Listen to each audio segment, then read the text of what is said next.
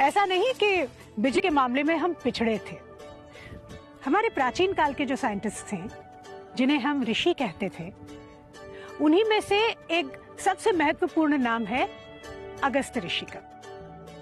अगस्त्य ऋषि, जिनका उल्लेख रामायण और महाभारत में भी आता है।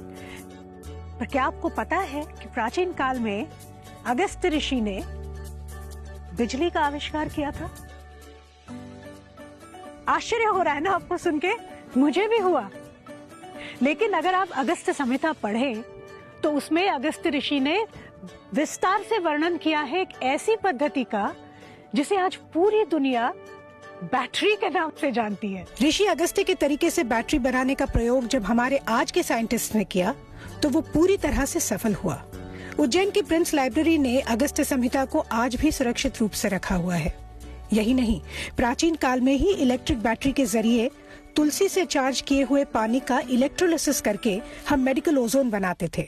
कैलिकट के बेजल मिशन ने इसी ओजोन बनाने की तकनीक को लेकर इससे यूनिवर्सिटी ऑफ बर्लिन के एक प्रोफेसर क्रिश्चियन फ्रेडरिक शॉनबाइन के नाम से पेटेंट करवा लिया। और इसके काफी बाद 1896 में निकोलस टेस्ला, जो कि वैदिक साइंस से बहुत प्रभावित थे, उन्होंने ओजोन जनरेटर बनाया और अपने नाम पे पेटेंट करा के टेस्ला ओजोन कंपनी स्थापित की। हमारे देश की और हमारे लोगों की यही त्रासदी रही है। अगस्त्य ऋषि के आविष्कार का नाम विश्व के इतिहास में दर्ज ही नहीं हुआ। लेकिन अब इनोवेशन, पावर सेविंग और रिन्यूएबल एनर्जी में भारत का नाम दर्ज हो, इसका बीड़ा भारत के लोगों ने उठा लिया है। आपने अपने घरों में सुना ही होगा, अजी सुनते हो, जरा कमरे से आते हुए लाइट बंद करके आना। अरे बेटा, तुमने पंखा फिर से ऑन रख दिया, बिजली का बिल आएगा ना, तब बिजली की कीमत तुम्हें समझ में आएगी। बिजली बचाने की समस्या हमारे मध्य वर्गीय घरों में हमेशा बनी रहती है। लेकिन इसी समस्या का एक क्रांतिकारी जवाब है एलईडी बल्ब्स।